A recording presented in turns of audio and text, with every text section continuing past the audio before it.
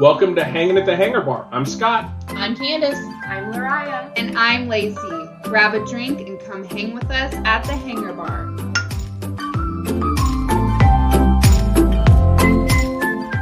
Welcome back to Hanging at the Hangar Bar. You're again hanging out at the Minx Bourbon Bar with Candace and Scott. We call it the Minx Bourbon Bar because we have a bar in our basement. We're not even near the bourbon bar right now. We're sitting in our kitchen because it's the best place to record from. But we're here. We have a very special guest with us today that, to me, proves how large and how small the Disney universe is. So for sure. Today we have with us James Warda. I met James through a coworker of mine. At my day job, I work for one of the big insurance companies in the instructional design world, and one of my coworkers is a acquaintance and a former coworker of James's, and said, "You know what? You two need to meet because you both talk about Disney a whole heck of a lot." And so Craig introduced us, and we found James's website. How does Disney do that? Through that connection, which is awesome. I love that site so much. Yeah. Thanks. Thank you. We'll get into all the plugging of all of that because you can find it everywhere. Like if you're curious about it now, just probably Google search it and you'll find Instagram, Facebook, website, all that kind of stuff. But we'll make sure we plug all of that before we sign off for the day. As we get started, though, James, why don't you tell us a little bit about who you are and kind of how you came to be as big a Disney fan as those of us at the Hangar Bar? Yeah, well, let's see. It starts back in the 1700s. No, I'm just kidding. Yeah. A little bit about me. So I'm many things, as most of us are. I have a day job where I do communications and marketing, corporate communications, that type of thing. But my background includes I'm an author. So I wrote a book called Where Are We Going So Fast, which is strategically placed on the shelf above me. Love it. Right next to your golden Mickey, if I am seeing that properly. Yes, it is. Yes, it is. And that's from the Disney cruise. And that book is about moments. It's about what we, finding meaning and really cool kind of sacred stuff in our moments, which connects to the Disney work, right? So I'm also a former journalist, wrote for the Chicago Tribune, Chicken Soup for the Soul, speaker, and a musician too. So, lots of different things. And in terms of the kind of the Disney, where that all started. So, I grew up as a kid, and I had the regular kind of Disney stuff in my life, but I was from the Midwest, had never went to Disney World, Disneyland. So I had the Sunday night Wonderful World of Disney, Herbie and all those things. But once I got married, my wife started planning trips down to Disney World. We lived up in Illinois. We started planning trips. And when my wife plans a trip, we're talking spreadsheets, algorithms, a year before. She is the planner, and she's amazing. But we had, quite something. So we started, we went, and we decided the first time we were going to go in August. And so we had my oldest son and my middle son, who was a baby, sitting on my shoulders, and it was like 472 degrees. Right. Right. So we did that. And then we came back a couple years later. We became Disney Vacation Club members, and we went on the cruise. And somewhere along the way, and I kind of liken it to falling in love, It's like you're not sure when exactly it happens, but like all of a sudden, I'm talking about Mickey, and I'd be able to talk to other people, and some people would roll their eyes, and some people would be, they got it right away. And so then being a writer, I just started writing about Disney. I wrote some articles for WDW magazine, for Celebration Press, I contributed to Disney magazine, etc. So, and I really found that I loved reading more and more about Walt. Walt, and I love reading about Walt. I love reading about history, but Abraham Lincoln. So I saw so many similarities, obviously, between the two of them. and he's a born storyteller. I love telling stories, so there was just this natural affinity. So just over time, it has become more and more part of who I am, what I do. And we moved down to near Orlando last year, and so I don't know. I guess it was kind of meant to be. So now I always say every third picture in my house is from Disney World, and every fifth towel in the kitchen has Mickey ears on it. So, and there is nothing wrong with that. Right, thank you. We could take you on a tour of our house, and you would see something very similar. I feel like I'm in a support group. So yes, nice. Yes, we are your people. Thank you. I'm Scott. I'm from Lincoln, and I'm a Disney fan. Hi, Scott. And I think we might be married to the same woman, James, because when you talk about planning a Disney trip, Candace is down to, like, by the minute, we know where we're going to be most of the time. I always make fun of my wife because I'll say she had her planned spontaneity. Mm-hmm. There was the 20 minutes in the day for spontaneous stuff, and this was back in the day when you could the extended magic hours and that you didn't pay for, and so I'd be out with my middle son, and he would want he's the one down here living in Orlando, and he loves theme parks, so he would have me at Magic Kingdom till 2 a.m. And then, and we'd get back to the hotel at like 3, and my wife would have us going to rope drop at the Magic Kingdom. Oh, yeah, absolutely. So it's like just put me on Living with the Land and come back and get me, right? Because I'll be napping. Just tell the cast member on the People Mover that just leave me here for like 6 times around. We're gonna be good.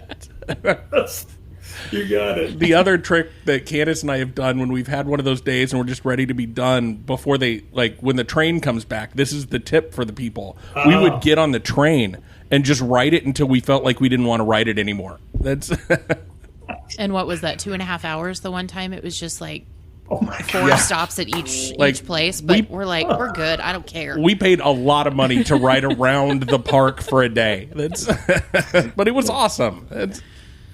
Well, that's actually, when we talk about it, that's one of the things that we're talking about in the group, and we'll be talking about in the book and stuff is, again, it's like, how does Disney do that? How does Disney make us feel so comfortable that we can actually take naps as adults? Right. Mm-hmm. My wife and I had just went over to the wilderness last weekend, and we were taking the I don't know, all the different ships and boats have all different names, and we looked at the front, and like there's 5 adults in a row just asleep, and it's like, to be able to sleep as an adult like that means you really feel immersed. Mm-hmm. Yeah. And comfortable. Right. Even though there's all that hustle and bustle, you feel comfortable enough with 100,000 strangers around you that you can close your eyes and be okay. Exactly. Because you, in some weird way, you feel like you're surrounded by family. Mm-hmm. So now when everyone's jostling at night to see the fireworks, maybe it's some of those family members you argue with a bit. Right. But, yeah. It's the extended family that you only see at very special holidays. Yes. Yeah, exactly. Yeah, and it's funny how the Disney universe, we got connected through somebody that we both worked with, but we've been in situations where we've been with Lacey out to dinner, and we're just talking about an upcoming Disney trip, or we're talking about Disney, and the table next to us will be like, oh, well, let me tell you this. I'm a Disney Vacation Club member, and one night we even pulled tables together with complete strangers and had an hour-and-a-half long conversation. You don't do that about anything but Disney.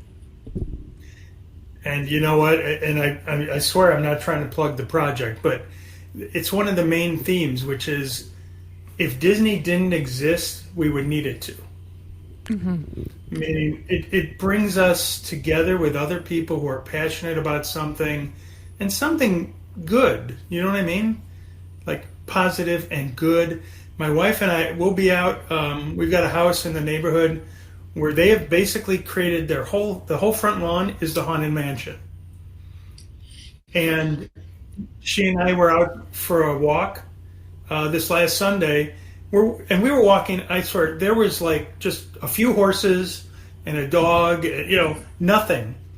And I looked to my left, and there's a Herbie, a Volkswagen that looked just like Herbie from the backlights, studio tour.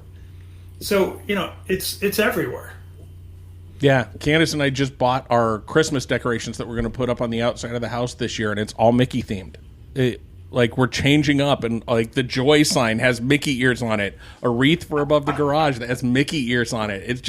It takes over your life even if you don't want it to. Right. And yet there's nothing wrong with having it take over your life. This sounded like it could be like a horror movie or something. Right. The dark side of Disney. There's your next book about Disney, The Dark Side of Disney. When Disney fandom goes wrong. That's I know.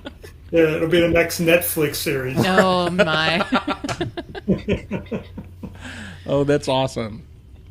Okay, so you said how big of a deal was it for you to move down to Orlando? Was that a pretty easy decision for you, or what kind of swayed you to say, I want to be closer to the magic? Because Candace is bugging me all the time to be like, you can work remote. Let's move to Disney. Well, to be honest, it was it was kind of a family decision, and my wife had always wanted to live here. We'd been coming here for 20, since the kids were little, and we loved coming down here. And my son works down here too. He is an aerospace engineer who grew up and loves coasters and theme parks, and so he's just being around all of it, and then being down here, I guess I knew it was going to happen, but it's like, well, what do you want to do tonight? Let's go to Epcot. See, this is what I'm saying. Oh, no. Now you've gotten me in trouble. Sorry, Scott. No, it's terrible. Don't do it. Don't come down here. And from what I'm doing, it's really critical too, because I'm getting a chance to meet so many different people, current, and former Disney execs, Imagineers. A few days, I think I put it in the group a couple weeks ago. Well, several weeks ago, my son and I walked around Epcot with Brian Collins, who's a former Imagineer. Okay. And we just talked about Epcot, and we walked down, and I looked at my son. I said, "We just walked around Epcot with an Imagineer." And then I went over to Disney Springs with Brian, and then Adam Berger, who wrote a book about Disney and was an independent contractor for WDI. We went there one day, and we just walked around, and I'm walking around with the two of them, and they're having Imagineering conversations. And I'm going, pinch me. Right. I mean, what I explain whenever I talk to an Imagineer, or I say, when I looked at you guys, men, women, you're rock stars, and they don't typically want to hear that. They're typically humble, and it's not about them. And I said, for me, it's like, I love Springsteen, but Kevin Rafferty, hey, can I get your autograph? Yeah, I had like a very similar moment the other day when you were talking about the boats, and I had commented in the Facebook group about whether cruise ships count or not, and you had asked a question about the cruise ships, and I'm like, let me school you on all things cruise ships. And then Theon jumps in, so I'm probably going to get his name wrong. Theron Skis? Theron Skis. Theron Skis jumps in and says, Scott got most of it right, but here's what I would correct, basically. And I'm like, oh my God, one of the Imagineers from the cruise line just corrected me on my knowledge. Like, this is a brush with fame. I can die a happy man. Well, and just so you feel even better, he was, from my understanding, now it's hard because I'm not in Disney. So I try to make sense of Disney. I come from the corporate world, but it's hard when you're not in the company. But he was an Imagineer over the cruise line. So he was involved with it, and your knowledge was amazing. I mean, way more than mine. And before we end this show, I'm going to tell you some pretty cool little facts about the Hangar Bar in Theron Skis. Yes. Oh, that's awesome. How's that for a teaser? I love awesome. It. Okay, so before we get out of kind of the introduction section, what's your favorite ride in the Disney bubble? I thought, I've been asked that, and I think everybody struggles with that question. There are so many, for so many different moods. Each one I have a different memory with the kids or with my wife. But if I had to pick one, it would be Peter Pan's Flight. Okay, tell us why. Yeah, because somehow for me, it pulls it all together. I mean, yes, there are other rides that are much more modern. We know that. And, throw water at you and all that. But there's something about being suspended. And there is the one moment in that ride where you're over London and you look down. And I don't remember when the ride was introduced, but I mean, this is an older ride. And when I look down on that street, I am looking down on the streets of London. Yes. Yes. And it's cool in there, which is always nice on a hot, a summer Florida day. There's just something about that ride that and that's all this. How does Disney do that stuff? Is typically stuff it's hard to put into words. Yeah. So yeah, I mean, I could, Living with the Land, Carousel Progress. I loved One Man's Dream. I wrote a cover story about that. I love, standing around watching Illuminations or, there's so many. And you give me the Mexico Pavilion and the San Angel Inn and the smell and how it looks. But and then there's all the past rides, right? You give me Maelstrom. My son Matthew, when we would go on that ride, as he was growing up, he would always do the initial narration for me. Oh, that's hilarious. He'd do it for all of us. Those who come to, and now we'll be somewhere and I'll say, Matthew, can you do it? And he'll do it. And I'm like, yeah, So yeah, but that's the one ride. How about you? How about both of you? Yeah, so for me, it's Carousel of Progress. Just like we did an interview with one of our hosts the other day, Lariah, and we talked about how things built. Candace always says, there's no coincidences at Disney. Everything builds on itself, and Carousel of Progress is one of those things for me. If we don't have the Tiki Bar, we don't have Carousel of Progress. If we don't have Carousel of Progress, we don't have Pirates. We don't have some of those. We don't have the awesome animatronics over in Pandora. All of those things. It's like that base of everything that's true and good about Disney is right there in Carousel of Progress for me. And that's awesome. One of the things that Candace and I talk about a lot is instead of favorite rides, we talk about favorite moments. And it can be different. Like, I'll let Candace say what her favorite moment is here in just a second.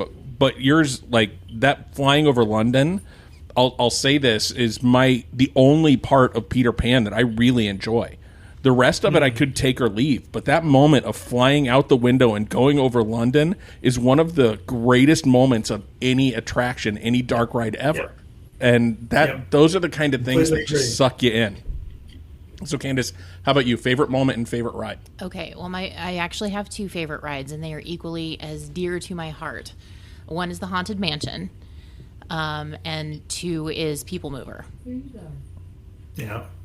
And I just love them both for very, very different reasons. And, there's core memories in both of them, but I love them both. And my favorite moment of the ride is actually in Under the Sea, Journey of the Little Mermaid, when the clamshell turns around and you're headed under the sea and they do the bubble wall, and then that cool blast of air hits you and it's like, okay, I'm in the ocean now. Yeah. Even though I know that I'm not, I'm in the ocean now. And that's just one of my favorite moments on a ride. That's awesome. And it turns you instantly into a kid. Yep. Yeah. Instantly into a kid. I just had this thought, like, you know what they should do with that Little Mermaid ride? Like, they Leave it alone. Well, this would actually be a really kind of cool add to it, I think. Like, leave the ride exactly how it is, but when you get done and you come back out of the water, have like a blast of heat or something. So you feel the coolness when you go in, but then you feel the warmth when you're going back up out of the water. That's fine, because when you get off the clamshell, it's all right there, just waiting for you. Yeah, the Florida heat and humidity is already outside. Why introduce it early? That's true. But like that conversation you just had, that's an Imagineering conversation. That's what I've learned by talking with these Imagineers and learning from them. When I went to Disney Springs and I was walking past the T-Rex museum, not the museum, restaurant, and Adam Berger, he wrote the show guide for Disney Springs, I believe. I'm always very careful about this, about who I say did what. But basically, it's the story of Disney Springs. He didn't create the story, but he wrote it up afterwards. And so we were walking past T-Rex, and he was explaining how everything fit into Disney Springs and the story of Disney Springs. And Brian Collins is there, and so Brian goes, "What about the dinosaur fossils?" And Adam's kind of looking, and Brian said, "Okay, I get it." He said, "They found dinosaur fossils, and on that spot they built this restaurant." And Adam went, "No," he goes, "because then here in Florida they only had giant sloths and mastodons." And I'm going, is this what an Imagineer conversation sounds like? It was just like, wow, that's the details that we always talk about. Yeah, and honestly, from your group, and we'll get into much more about the group here in just a few minutes, but one of the things that I've started doing a little bit differently is looking for the story where I don't think there's story. Like, we did an entire episode about Disney Springs, and it wasn't until I watched a little video with Theron from years back when they were changing Disney from Downtown Disney into Disney Springs that I realized there's a cohesive story behind that entire place. So now, like, when I'm looking at Disney things, I'm like, okay, is there supposed to be a story here, and what is it? And so just that little introduction to Imagineers has made me think a little bit differently, which honestly translates into my day-to-day work, too. Like, I work in a creative field, so I do education design as a career. So I come in, I look at that a little bit differently because storytelling is what it's all about. And so how do we tell that story differently, and how do we help draw people to what that story is? And your group has really helped me do that better, I think. Well, so here's a good question. Here's a question thank you for saying that. Here's a question for you. Because I have a hypothesis, which was, I always thought if you learned, I don't want to see how all the magic is done. If I go see a magician, I don't want to know how the illusions are created. But I think there's a way to share the story that actually enhances your experience. Like when we walked through Disney Springs, and again, walking with Adam, who knew the history of the Springs, and Theron, he wasn't there, but Theron, was again the main creative Imagineering executive over the Disney Springs transformation.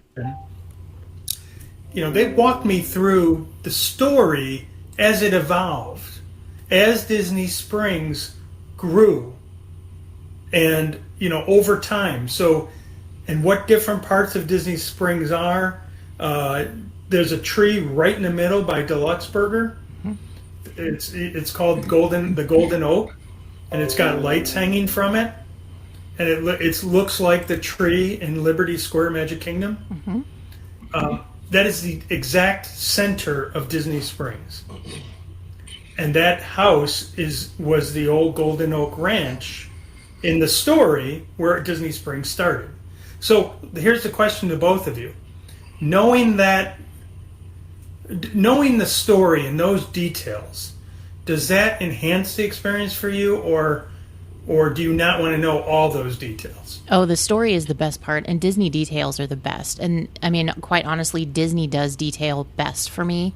Like, they are the masters of detail. And that's one of my, I don't know, pet peeves, if you want to call it that. But like, when I see people just buzzing through the park from ride to ride to ride to ride to ride, and they've got their nose in their phone, and I know that's completely necessary at this point in the game, unless you're just there to see Disney, which I could be perfectly happy not going on a single thing and being there and just, being overjoyed to be there. But when people don't take those details into account and they don't know the stories behind things, I feel like they're missing out on 50% of the experience in itself. And I think that's so sad. Because I'm like, if you only get into it and you dig in and you understand what's actually happening and the story behind all of this, it's going to make it that much more magical. That's awesome. Yeah, I would agree. It's those little moments that, again, it goes back to the moments for me of, like, and I don't think people understand how much the story impacts them. But, like, one of the worst kept story secrets of anything Disney is, we've joked about this on the podcast before, is the Poop River through Liberty Square. Liberty Square. Like, everybody knows that, but yet when you're in the park and you're walking through, how many people do you see that are just kind of ignoring that the concrete is different colors? Somebody thought of that. Somebody said, in this time period, this part of the road would be a different color because of this reason. Let's do it. That, to me, is better than any ride. Well, Theron, I'll talk more about Theron when we talk about the project, but he explains it to me, and I'm trying to think of the terms he uses. He basically says there are like 3 levels of fans. There are like the kind of the waders, the swimmers, and the divers. So like one fan just wants to go on the rides, and they're perfectly fine. The swimmers are the people who will look over and say, "Oh, wait, look at this! Look what this says about this ride," or "Look what the," and then there are the divers who want to know absolutely every possible thing about the ride, And for me, the whole point is, how immersed do you want to become in it? How much do you want to get on that friendship and enter that enter that park and forget that the other world exists for that period of time, Yes. I think most people want to just go, hey, give me a day where I don't have to think about bills and laundry and all that stuff. Yeah, and I love that sort of there's 3 different levels of fan, and there's no wrong fan to be. No. I think sometimes as I feel like we're divers, we want to know all the things. Sometimes we can judge those that are just there for, I want to be on this ride. I want to be in this moment. Disney is about rides to me. That's okay. And I think sometimes we forget that as divers, that not everybody has to be as into it as we are. But I guess my point in saying what I said about, having them miss 50% of that experience is, if they would just take a few minutes and pay attention to some of that smaller stuff, the experience would be that much more. And I mean, I know how much a ticket into a theme park costs these days. And I'm like, you could get so much more value if you just took a minute. Yeah, the only people I hear complaining about the cost of a ticket, really, are those that don't spend time looking for the details. If you're just there to go from ride to ride to ride to ride, it's easier to complain about the value, and I'm using air quotes, because, honestly, I've said this before, if you want to go just for rides, Disney's not the place to go. Disney is more about that storytelling. Everything they do is about the story. If you just want to go on a thrill ride, go to Six Flags, go to Worlds of Fun. Like, and I've talked to some other people too, like, Universal's trying their hardest to catch up to where Disney's at. And they're doing a good job of trying to catch up, but they're not there yet. Like, you go to Universal, 3/4 of that park is just, you're here for rides, and that's it. There's no part of Disney that doesn't have story involved.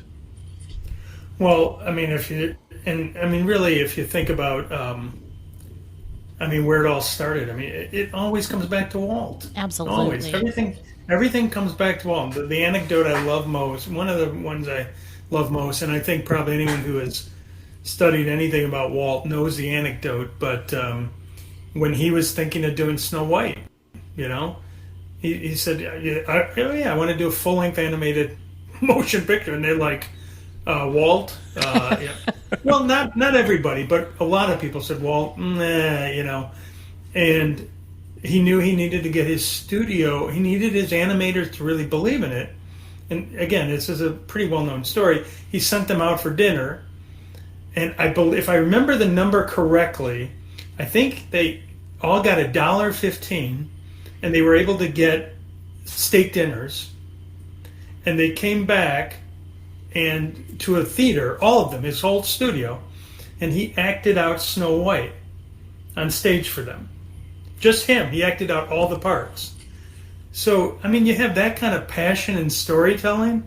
That's how Disney does that. I mean, so often that's the answer, you know? So. Yeah, that's awesome. Okay, so one other thing that we're curious about you is in your groups, you've been talking through, you and your wife are doing a movie marathon of trying to watch all the Disney movies. What's the impetus behind that, and how's it going? Yeah, so I don't know if you know this, Scott, but sometimes when you're married, there are interesting dynamics at play. Yes. I don't know if you've ever experienced that. No, never. But how does Disney do that really was a project kind of born from me and my wife. You know, she has helped me throughout the whole way along, and she's been a big part of it. And one night we were just sitting on the couch, and we were talking about, you know, she would always bring up Bambi or Peter Pan, and I'd go, "Oh, never saw it," you know, "Oh, never saw it." And she kind of looked at me and said, "You're a Disney fan, and you've never seen the classic Disney movies, and you call yourself a fan." She said in a very loving way, very loving voice. And it's like, okay, the quest begins. You know, so I started talking about each one in the group, and, you know, we'd have fun with it. You know, I'd poll the group and say, you know, how does Disney do that group? And I'd say, you know, we're about to watch whatever it was. I've got them written down here. We're about to watch Peter Pan. You know, what do you think? We're about to watch Dumbo. How much Kleenex do we need? You know, and so we've watched a lot. You know, and some really cool stuff came out of it. And like some of them is, you know, you have your preconceived notions, right? So, for example, I never saw Stitch. I never wanted to watch Lilo and Stitch. It didn't look like something I'd want to watch. It looked like different animation. And we started watching it, and it did. It looked like old Saturday morning cartoon animation, but I loved it. Great story, humor, great characters. You know, you got him as Elvis. I loved it. Emperor's New Groove never looked like I saw a llama, or what is he? He's a llama. Yep. I don't, you know. And we watched it and loved it. But yeah, so Emperor's New Groove, just loved it. Alice in Wonderland, no, you know, and that's, again, what the beauty of Disney is. That's my opinion, you know. But there was something for me that was missing from it. My wife too, thought so. I found a quote. I have not confirmed it. I don't know if it's accurate. I'm always careful saying that, where it said something about that Walt didn't really like Alice in Wonderland, that it lacked heart. I don't have that confirmed. But one of the things I've learned from this quest is I've just been asking myself, what makes me go, that was a great movie? You know, and what makes me go, you know? And for me, it's, again, does it have a story I care about? It doesn't have to be that original of a story. Most of them are pretty much the same story, right. You know? But, you know, are there some characters I really like? Is there a little bit of humor, you know? So, I don't know, how do you both feel about it? Yeah, I'm kind of the same way. There's a lot of Disney movies that I haven't seen, and we've not gone the step of sort of jotting down what we want to watch. And there's movies that Candace just, like some of the newer ones, she's like, I don't care about them. to your point of, but I think there's still value in watching them to exactly what you said, to figure out from a Disney's perspective, how are the animators thinking? How are the animators evolving over time? Like, how is their storytelling evolving? I'm not, like, I'm the type of person that you throw me in front of a movie. I've never seen a bad movie. Like, some people will sit there and say, this movie was horrible, this movie was horrible, this movie was horrible. I don't think I've ever seen a bad movie. I just love immersing myself in the moments, and, like, it is what it is. It's just a movie, and I enjoy it for what it is, and I like that about Disney, too. So, have you watched Coco yet? Yes. Okay. Loved it. I was going to say, if you haven't, tonight's the night. Mm-hmm. It's Dio Day. Loved it. Help me out, Candace. Dia de los Muertos. Yeah, there you go. It's the Day of the Dead. So today's the day to watch that. If you haven't, it's I love that. And Encanto, is that how you say it? Encanto. It didn't work for me. Thank you. You know what I mean? It was lacking something, and when I try to put it's very hard to put into words. Mm-hmm. Again, it's story. I know it's Lin-Manuel, right? Yeah. Miranda did the music, incredible music for where's it? The Hawaiian one. That's escaping me. Moana. Moana. Yeah, incredible music. I love them from Hamilton. Mm-hmm. But again, it's just my opinion, and that's and because Disney, they also have something tougher to do, which is they're not just doing a movie; they're doing a movie within the Disney, the Disney everything catalog and environment, and so it's got to fit. Like Hunchback, we rewatched it, and I know a lot of people love it. There's some parts I think are really pretty amazing, the animation, but the villain? Frollo. Yeah, she's good. Yeah. He didn't work for me because it didn't feel like he was appropriate for Disney. Right. It felt too much. So, but again, it's like a cocktail. Some people, like my wife tells me, it's like some people love it, some people different tastes. So. Well, and I think we even had this conversation in the how does Disney do that group about Frollo specifically. Yep. It's just so, it's scary to think that there are actually people in this world that think and feel exactly like Frollo. And I think maybe that hits a little bit too close to home. I mean, it is one of my favorite movies in the Disney sphere, but it's for the music. Being a musician myself and a choral musician at that, it hits all the right buttons there. But as to your point with Frollo, it's just frightening because I'm like, you can walk down the street and find people like that. And it's just, I'm like, no, I need a little bit more removed from reality than that. Yeah. Disney, you want echoes of reality, but not reality. Right. Like you want an Ursula. Yes. It's like a villain who isn't really a villain. Yeah. Right. Like my wife loves Maleficent. But right. See, she's my girl. Right? No, it's like, what's the difference between Maleficent and Frollo? It's just an interesting thing to think about. And a lot of this, with how does Disney do that? It's about what is the emotion that you feel if you saw those two characters. How do you feel about each one, and how is that feeling either the same or different?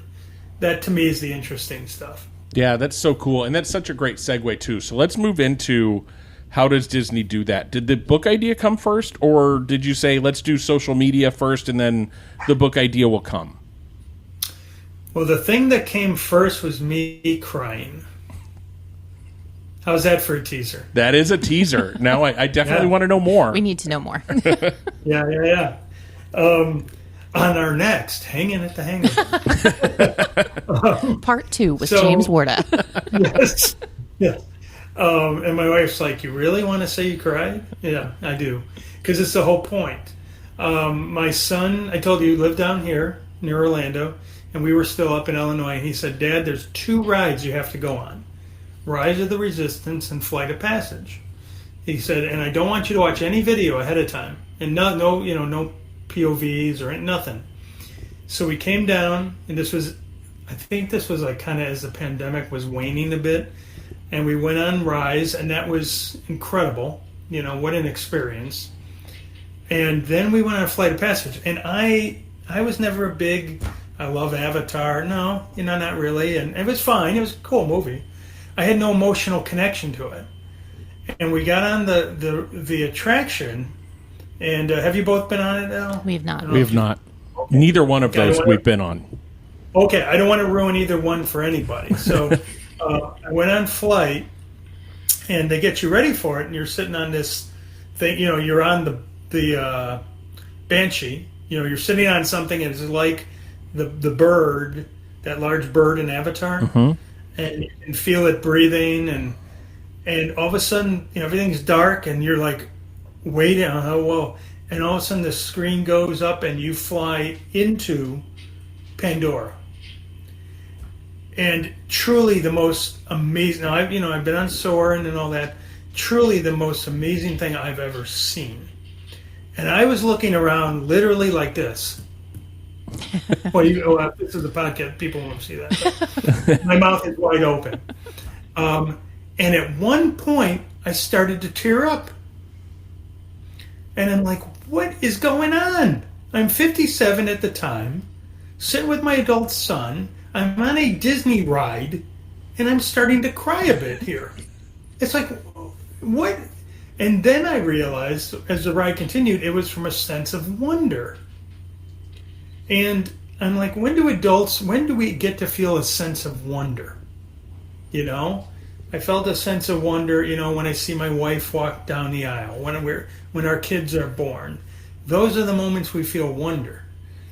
And so I got off that ride. I literally said this. I was walking out that exit, and I said, in my head, I went, how does Disney do that? How did they make me feel that way? And so at the time, I was writing a blog for the Chicago Tribune, and I wrote about it. And I wrote a blog about the experience. I said they turned me into a 5-year-old again. And I got hundreds of responses from people who said they also cried on that ride and how they felt. And they cried on other Disney rides. And I'm like, what? Something's happening here. And then a few weeks later, I was watching the Imagineering story on Disney Plus. And I saw the Imagineers talking about the rides they had worked on, the attractions, and they had tears in their eyes. And a couple weeks later, the Disney Institute on LinkedIn put out a video that had Theron skis in it. Theron he was with Disney for I think 23 years, creative director. He worked on the Disney cruise, on multiple projects, Disney Springs, etc. And I just reached out to him. He followed up with me. We started talking, and he started answering the question for me. And he told me Imagineers are always looking to find out how guests feel on their attractions. So here I am asking, how did Disney make me feel that way? And on the other side are the Imagineers saying, hey, how did you feel? And it's like, okay, there is something going on here. I think I was listening to one of your episodes, and I think you said it earlier, Scott, when you said there are no coincidences, right? I mean, I'm a big believer that coincidences are a portal to something else. And when we started talking, it's like, okay, this could be a book, a conversation between a fan and an Imagineer. Veteran Imagineer. He's no longer with them. He's got his own. He's got his own studio firm. And so that started that. I started talking to other people and getting their stories. It just started up. Richard Snow, who wrote Disney's Land, which if you haven't read it, is one of the best Disney books I've read. It's excellent about how Disneyland was formed. Do you have that one, Candace? I do not. I'm going to have to get it. Okay. She's going to look on Amazon right now. Yeah. There's an interview with him in our group. I interviewed him. He's in our group, and he told the story. His story was when he was about 10, or as he was growing up in New York, he wanted to go on the theme parks, roller coasters. He went to Coney Island, but then he started seeing Walt on Sunday night. And I think it was, at the time, it was called Disneyland. The show was called Disneyland, I believe. And he bugged his parent. He said he negotiated with his parents so much, they put him on a plane and sent him out to see his aunt and uncle in California. 12 years old, on a plane to California. His aunt and uncle take him to Disneyland. He was going crazy, going on all the rides. His uncle was in the Navy during World War II. They got on the submarine ride, and his uncle got out and said they even got the smell right. Oh, that's amazing. And Richard Snow said at the end of the day, he ended up on Main Street at twilight. And I'm getting goosebumps right now, which this is the whole point of how does Disney do that.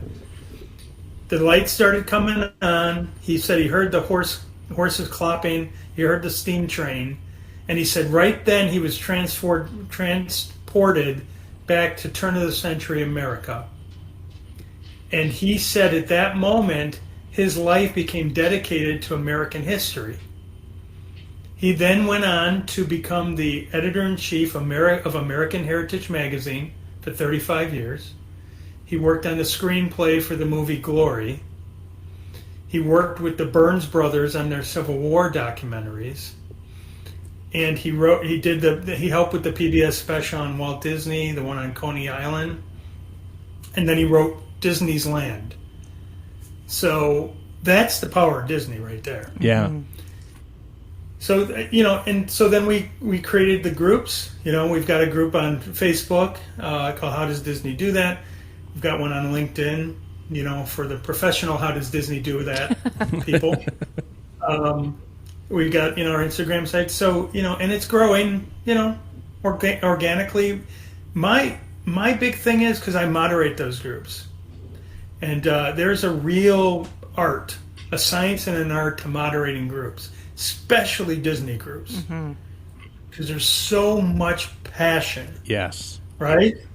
It's like, what do you mean you changed Maelstrom? Right. Right? I mean, there is so much passion. I heard your thing, Scott, on the Carousel Progress episode about that they changed the beginning of Carousel Progress. So there's so much passion. So I try to have it be positive, but not. If somebody posts something that says I don't like what Disney's doing, okay. That's okay. I don't either. Some of the things I don't like either, as long as it doesn't sway too much into disrespectful. Right. Mm-hmm. So that's how this whole thing has been going, and literally everybody I talk to points me to 3 other people that I can talk to. It is the most generous group of people. It's truly amazing. Yeah, that's so cool. Yeah. That's how it started. I was crying. Yeah, that's amazing. And what a fun, crying doesn't sound like a fun story, but what a fun story. Because, I have something very similar. 4 or 5 years ago, I saw Lion King on Broadway. It was the first show I had seen on Broadway in, 15, 20 years, something like that. And, at the start of it, they start the intro music, which is the typical Lion King entrance. I instantly started crying. And I'm like, I'm trying to keep it together because I have a stranger sitting next to me that is going to wonder why this 40-year-old dude is just crying in the middle of a theater production that he probably could recite the music to. But that kind of moment is just, it's quintessential Disney because, I remember my first Broadway show, I didn't have that reaction.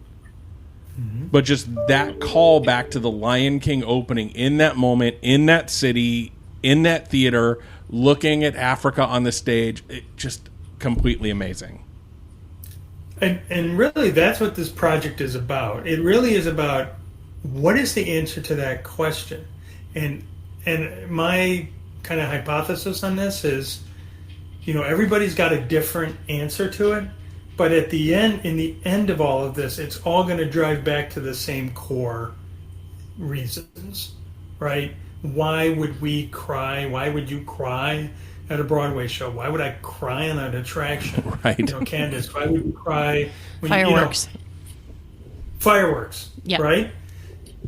We're not here. I mean, I'm not crying just because of the attraction. You're not crying because of the show or the fireworks. It's like, it's where it's taking us. Yeah. Inside, and what that means for us.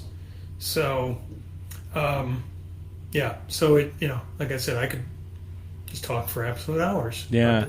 So a couple more questions for you before we let you go. So the first one is, we are kind of a small podcast. Your groups are kind of small, but it seems like you're building your Disney universe a little bit bigger. How do you grow? Like as an author, how are you getting out there to say, I want to be able to sell 1 million books or 100,000 books or whatever it is? How are you growing your audience to try and... It's a crowded space, right? The Disney universe, there's a lot of people that know a lot about Disney. So how are you kind of going about separating yourself from the crowd? Powerball. Yeah, us too. That's... Okay, so my plan A is win Powerball. So, but I think plan B for me is find your niche. Find your niche. For me, it was, how does Disney make us feel?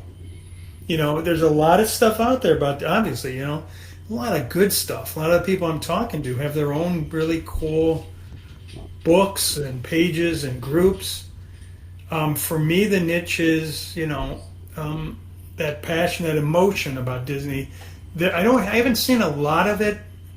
I haven't seen it really addressed, as to why are Imagineers crying about their attractions.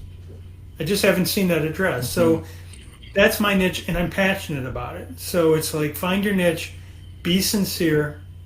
Don't, if you go into every relationship trying to sell something, people know it. If you're trying to promote everything you do all the time, people don't want that. They know it. And again, people tend to want to help you. So if you just go into it sincere with passion, I love talking to people. Like with you, both of you, I'd love to get your stories for the project. I love that. I love hearing people's stories, because it's like, these are their treasures. The other thing is, you need to decide on what you want your tone and approach to be. Right. Mine working with Theron, because the piece I didn't really talk about in there was when I connected with Theron. Theron is a very positive guy. He's thought of very highly. Even back at Disney and when I talk to other Imagineers executives and I say his name, he's thought of very highly. So that was really important, that he and I had the same approach to, tone. We're not, it's kind of like the golden age of Disney we're talking about. Mm-hmm. But I think a lot of that golden age is still here. And we have to remind ourselves, sometimes we have to remind the company. We have to remind Disney. It's like, this is why we love you. Sometimes you're making it a little hard for us to love you. Just a little bit. Hey, I don't mind saying that, because I think that you got to be truthful, right? But we're DVC members, we're AP holders, we love you guys. This is a love letter to Disney. It's really what it is. Mm-hmm. And in terms of, like, you asked me, Scott, how do you grow this stuff, right? So for me, it's several things. First of all, you got, obviously, if I say you got to be on social, of course you do. The groups, I'm constantly in there. I'm constantly trying to put in new types of content, fun content, humorous content. I don't want to just do, other groups do what they do, and that's for them, that's great. For me, I want it to reflect my personality. I want it to grow naturally.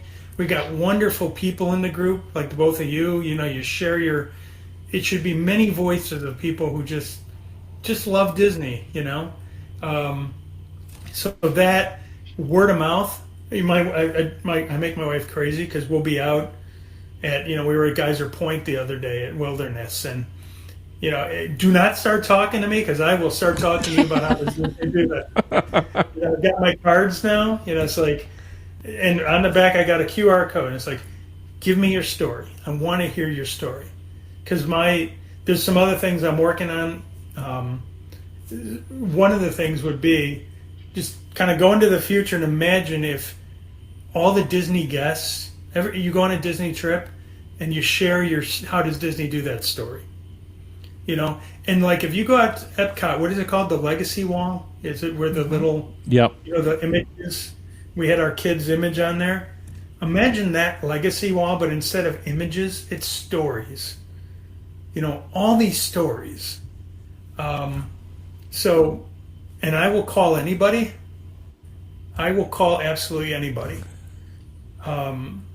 Because what's the worst that could happen, And if I can help promote what they're doing, even the better. So, and then just doing like this, like a podcast with Hanging at the Hangar Bar. And don't forget, I have to, at the very end, I've got to tell you about Aaron and the Hangar Bar. I don't want to forget that. Yeah, for sure. And yeah, I don't know where I was going to go there. Like what you just said drew a lot of passion for me in terms of like the storytelling, like that idea of how do we share our stories. And I think that's kind of why we started this podcast a little bit too, is we didn't see a lot of people in the market that were doing a childless adult podcast that loves Disney as much as we do. We know there's a lot of people out there in that situation, but there's not a lot of almost 50-year-olds that are going to Disney without kids or grandkids and turning into 5-year-olds. And we're those people. And we felt like we had a voice to share. And it all comes back to that story, right? Yeah. When I listened, I said right before this, I was listening to your episode on Carousel of Progress, and I could just ride Carousel of Progress for like days. Yes. They could just come in and I'd be in there and find. Oh, and let me give you this tip, Scott. Never make a phone call in Carousel of Progress, because your wife will not let you ever forget it. I took a phone call once in the Carousel of Progress, and my wife, whenever we're out at the park, she'll say, "Oh, do you need to make a call? We'll go over to Carousel of Progress." Again, I think we might be married to the same woman. We'll have to have them meet. Right, for sure. So one of the things that you said, and like you said, you don't mind calling anyone. Sort of, you're the outgoing type. How do you even decide? Like, how do you meet Theron? How do you meet some of these other Imagineers to say, I want to learn your story too? Like, how did you move down to Florida and say, I want to meet Imagineers? Well, like I said, it started on LinkedIn. I've now, when I decided I wanted to start doing this, I started connecting with Disney people on LinkedIn. Mm-hmm. I now have probably 300 connections at Disney on LinkedIn. That's the first step, and like on LinkedIn, the thing not to do is go, oh, thanks for accepting my invite. Hey, would you like to purchase this for $12.99? I don't do that. It's like I'm respectful of it. And so, I connected with Theron on LinkedIn, and I don't work for LinkedIn. I get no commission. So some of these people I connect with on LinkedIn, some of them through Facebook, but oftentimes I just pay attention. If I'm watching the Imagineering story, if I'm watching a video, if I'm watching D23, I look at names. It's like, oh, I need to know. Like at D23, there was Didier Guez. He's a Disney art historian, and he had a new book at D23. So I sent him a message. I said, hey, can I get your story? So I just interviewed him, and these people love to talk about what they do. Now, it is I typically talk to people who are not specific or with Disney right now. But if I do, I'm always very careful. And this is my corporate communications background. I never want to cause any issues with Disney. I try to be very respectful of copyrights, trademarks. I know how corporate communications and branding works. So I will always tell them, hey, how can I talk about what you do without I don't want to get you in any trouble. I don't want to cause any issues. So, it tends to work out. And like I said, every person I talk to sends me somewhere else, and every person I talk to, I learn new stories. I don't know how much time we got left here. A few minutes, maybe. Yeah, we got time. Okay, so I'll just show you how this works, right? So I was talking with, I think it was Brian Collins. He was going to be speaking at a disc con event for Give Kids the World. I don't know if you've heard of Give Kids the World. Mm-hmm. They're like a Make-A-Wish. I didn't realize that they're about 20 minutes from me down here, Give Kids the World Village. And I've never been there, but I started learning about this organization. This is how it works. I looked at their website. I find out they were founded by a Holocaust survivor who lost his family in the Holocaust, came here, went into the hoteling industry, opened a hotel out by in Cocoa Beach, I think, by Cape Kennedy. The Mercury astronauts stayed at his hotel. They formed a scholarship to help others go into science. A girl who had leukemia wrote to him, said, I want to come down there and visit. He was trying to get everything together. He couldn't get it done in time, and she passed away. Mm. And so he said, I will never have that happen again. So he got all his hoteling colleagues together, and they put together this program called Give Kids the World. And they bring kids, and they then partnered with Disney and Walt Disney World. They bring kids down for a week, and they go to all the parks. I knew nothing about that. But everybody I talk to has different stories like that make you go, Disney, yes, Disney, they get shots at them a lot, right? But, come on, that's pretty cool. Yeah, that's awesome. That's very cool. Okay. I'm going to give you a chance to kind of plug how to submit stories to you, how we can share our stories with you, that kind of thing in just a minute. But before we get there, I don't want let's move to let's learn more about hanging at the Hangar Bar. Let's move back to that teaser. I'm all about it. All right. So, thank you for that. What is the name of the Hangar Bar at Disney Springs? Do you know? Jock Lindsay's Hangar Bar. Right. Okay. I'd been going to Disney Springs forever. I had no idea who Jack Lindsay was. So for everyone who's listening, if they don't know, Jack Lindsay was the pilot in Indiana Jones, the first one who's flying him. So Theron, again, told me the story of the Hangar Bar and how it fit in, and so did Adam. But Theron mainly told me the story of the Hangar Bar because he told me the creative side of it and how they put it together and how they went and they found the original. There's only one Disney property that has Indiana Jones plane, and I think it was Hong Kong.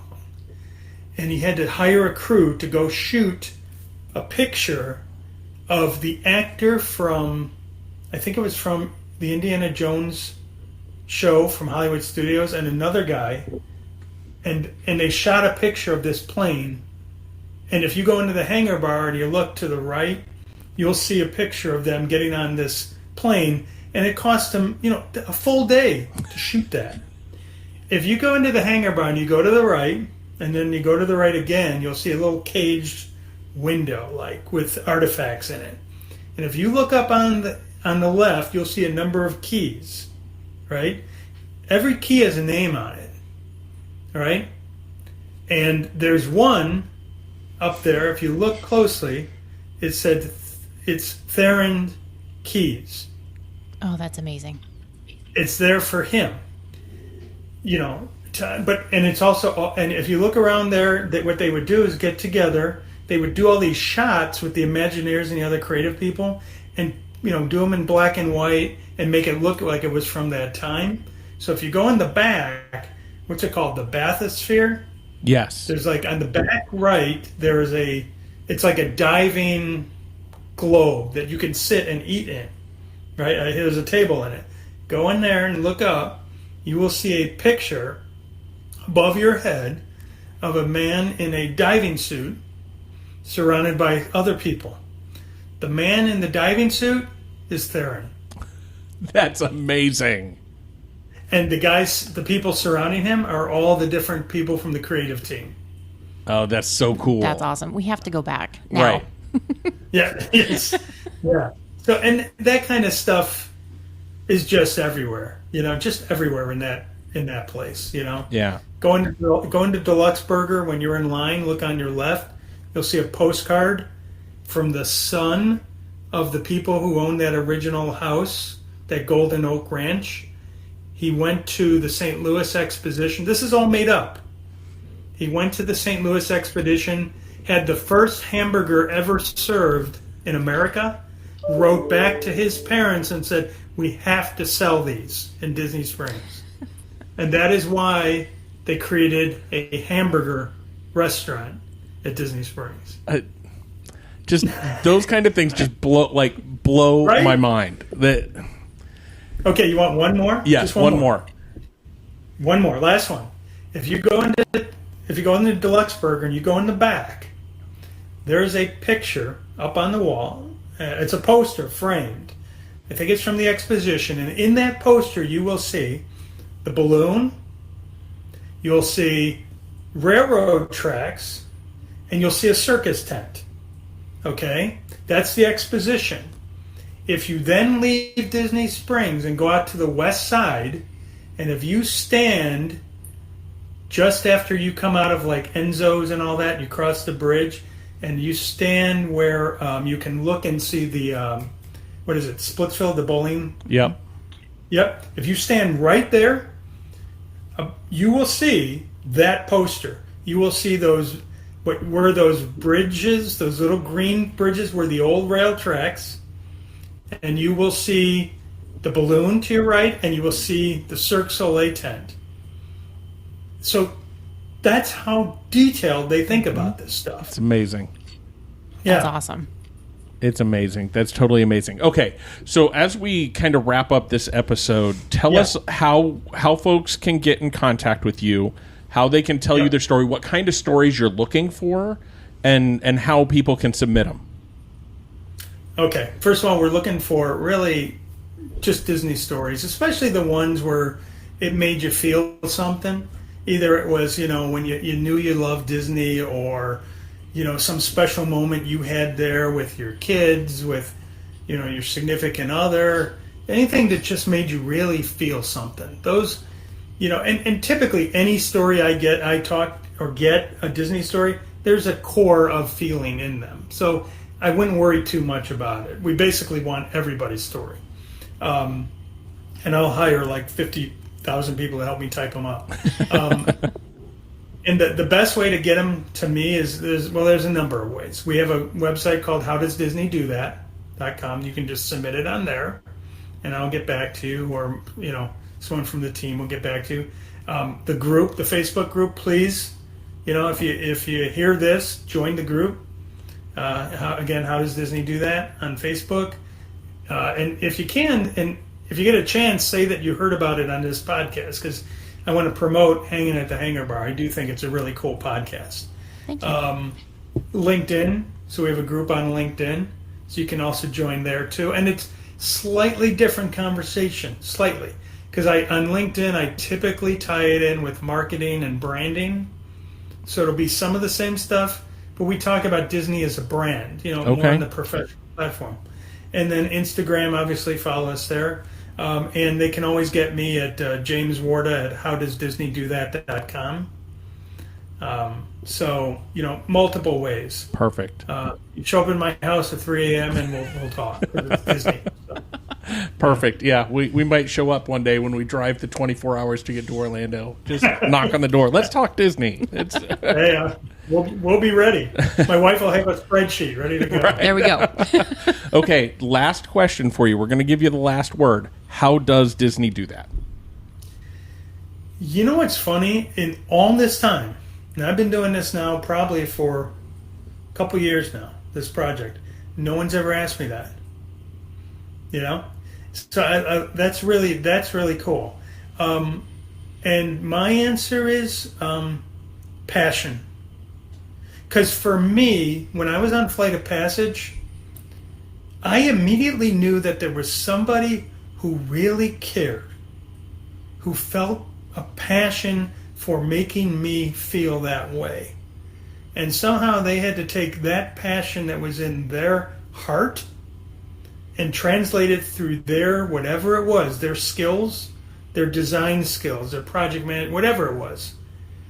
Put it into the attraction and that experience, have me go on the attraction, and somehow that passion translated and transferred to me. So, you know, there's all the other things, but to me, and that passion originally came from a man who sat on a bench in California with his daughters, right? The old stories of, you know, how did Walt get people to put music to a cartoon, to create a full-length animated feature, to build a park when everyone said it was great? How did he do that? How did he get them to believe after that $1.15 dinner? Right. You know, passion. We follow passion. So that's my answer. Yeah, that's amazing, and I think that's a great way to end this. Like, Disney is passion, and I appreciate that. So, James, thank you so much for the time this evening, and I'm so looking forward to releasing this episode. I think our listeners are absolutely going to love it, and we definitely appreciate your time. Go check out all the different social medias and that kind of thing. Share your stories. We know you have them, and remember that there's a great, big, beautiful tomorrow. And we'll see you real soon.